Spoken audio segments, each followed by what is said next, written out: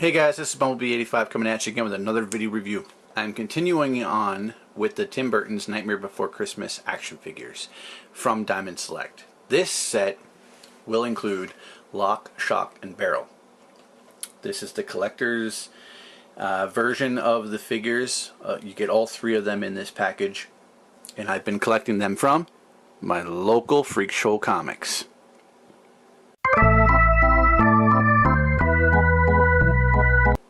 They hold these aside for me because I asked them to, and I'm a very good customer and they enjoy my business, so they treat me well, and I will continue going back there to collect the rest of these figures. And all their information will be available in the links below, so please check these guys out. They're located in Niagara Falls, Ontario, Canada, and they are a very social comic book store, so stop in and say hi. And I bet they still have a few of these sitting around, and you could probably pick them up there. So that is that. This is the packaging, the typical Diamond Select packaging, bubble packaging. It looks like it's their 15th anniversary here, so it shows. This is the side box art, little actually cartoon drawn kind of figures here. And this is the back of the packaging. I actually have the write-up in the beginning of the video, so if you want to read it, go back and read it now, or pause it if you can get a clear image. Do that. And supposedly you get the collect and connect pieces to build the town square. This package actually doesn't seem to come with any pieces to build the town square, but the bonus figure that you do get is this, or the bonus piece that you do get is the tub. You get the tub and no actual town square piece to build. But we did get this fountain piece here with the Pumpkin King, and I reviewed him in my last video, so go back and check him out. Santa Claus I have, and he will be coming up next after these guys. So this is the packaging. I also have been picking them up for $30 Canadian. That's a fair price, I find. Especially with some of the figures. They're highly detailed. Paint is normally pretty good for the figures, and the accessories you get can ever really use is a side note, but ages 8 and up for these suckers here. So I'm going to get them out of the packaging, and we will continue taking a look at them then. Well guys, these are the Lock, Shock, and Barrel out of the packaging that I have picked up from my local Freak Show Comics. Please check them out in the links below. I'm really loving this comic book shop, so they are local. But here it is, Lock, Shock, and Barrel. I'm going to try and go through this really quickly. They come with this tub. This tub has 4 points of articulation. Each leg just hinges from there to there. And it's the same with the front legs there. It looks like it has extra hinges in the legs, in the knees, and the ankles, but there are no hinges there. It's just connected at the hips. This does not hinge. It is the tail, and inside you have a drain, which is nicely painted, and you have the shower head part here with the handles inside. Nothing moves, nothing works at all. Now with the paint job on this tub, I really didn't like it at first. You can see the different white blotches. I don't know if I'll bring the light in here. If you can actually pick that up, you can see the white and then the different white where the paint isn't there. And then even on the outside, I don't know if that's going to come up. You can see the lines kind of going through it. And I didn't like it at first until I actually just rewatched Nightmare Before Christmas. And the one scene that has this tub, and they're in it and they're walking out, there's a light reflection off the ground, a grate. The light is shining through a grate on the ground, and it's casting this exact same shadow onto the tub. And I hope the camera is picking it up. So it kind of looks cool. So the tub is walking across, and it's getting the reflection of these grate from the grate in the ground. So that's kind of cool. At first I was like, bleh, and then watched the video and saw that. So, but anyway, that's the tub. Random piece that they walk around in. Now here is Lock, Shock, and Barrel. Here's a quick little 360 of the figures. Nothing crazy. Lock here has a tail, which is posable or has a point of articulation. Shock and Barrel. So we have Lock in the red. Shock is the girl member of the team, and Barrel is the little chubby member over here, skeleton member. Now we'll take a closer look at each figure. This is Lock. Each figure comes with one of these clear stands.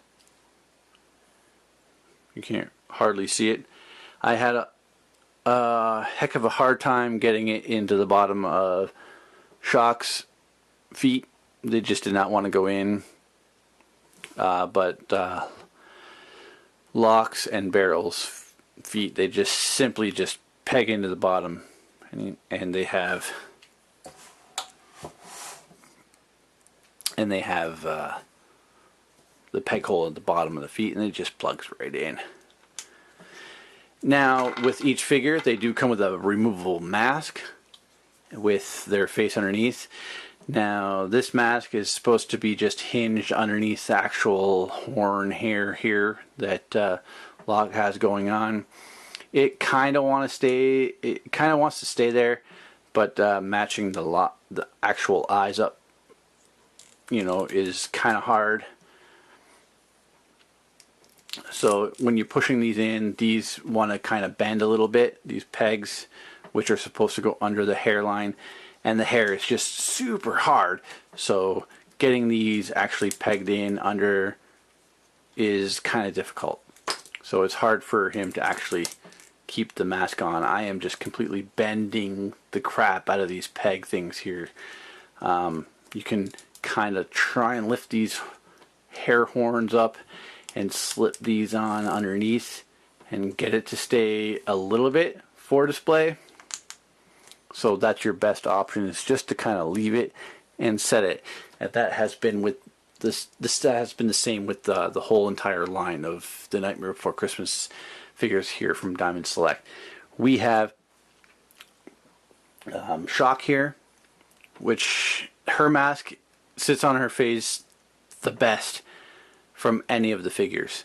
So it just simply pops off and has the same kind of system as Lock's, but it actually does just peg right in underneath her hair pretty well. And there's nothing stopping it from staying on there, and it slips right on. You can even see her pupils and everything right from underneath the mask and everything. She's got a nice purple outfit going on here. Strangly hair. And again, that was a heck of a time trying to get this pegged into the bottom of her foot. Either one of them wanted to take it, so I had to force it. But it seems to work. Then we have Barrel over here. This clear stand pegged in fine. And he does come with, well, it's just packaged in with the package, but I do believe he is the one holding this candy piece within the movie. So Lock, Shock, and Barrel are the best trick-or-treaters of all time. But there is no way for him to actually hold this candy piece. So I kind of just, I know he holds it, so I just kind of peg it in under his armpit, which is kind of stupid. None of the hands work or anything, so I kind of just wedge it in there. But his mask is the hardest to keep on his face, and actually right now it's staying on pretty well. But and his eyes match up really well with the holes, and the face underneath is pretty similar. But I think I just got lucky, and it suction cupped on there pretty well.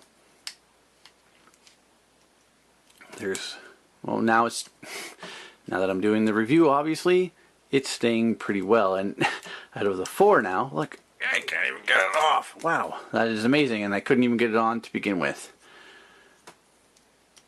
He was the most trouble actually getting that mask on. So now it stays on, actually the best out of all three. Yep, that's for sure. But anyway, that's Lock, Shock, and Barrel. He's a skeleton. He's got little green hands and feet, green hair, large lips and teeth. He reminds me the most of Jack Skellington, especially his costume. And now obviously his mask doesn't want to stay on. And that snaps on. So that's kind of cool. But anyway, you got the bones drawn down the arm here. The beige-ish looking suit for him. Shock here has the purple suit with some frills around the bottom. Everything that, and green hands, you know, underneath the mask. She has her smiley face with her sharp teeth and blue eyes, mascara type thing painted on there. The hat doesn't turn. She's got the scraggly dark blue, navy blue hair. They're all kind of soft and pliable, but they don't really move or anything. The horn, or the top of the hat, is a little soft too. But they have the same articulation. The hips just move forward and backward like that. And the feet rotate, the hands rotate, the arms go up and down, and the neck. They all have the same general articulation. And here is Lock's face, just completely red with a couple white parts. Here he's like the ginger of the group. No offense to anybody, but I'm pretty sure that's what was going on with this. And he has a little tail here, and it's a little pointy tail, and it just sits on there. It actually has some articulation. But that is Lock, Shock, and Barrel. I've gabbed on about enough of these guys. They are a nice group. I'm pretty sure with the next group of figures, we're getting some more kid characters. And it says we're getting the pieces to build the town square. And these guys actually came with no part to build the town square.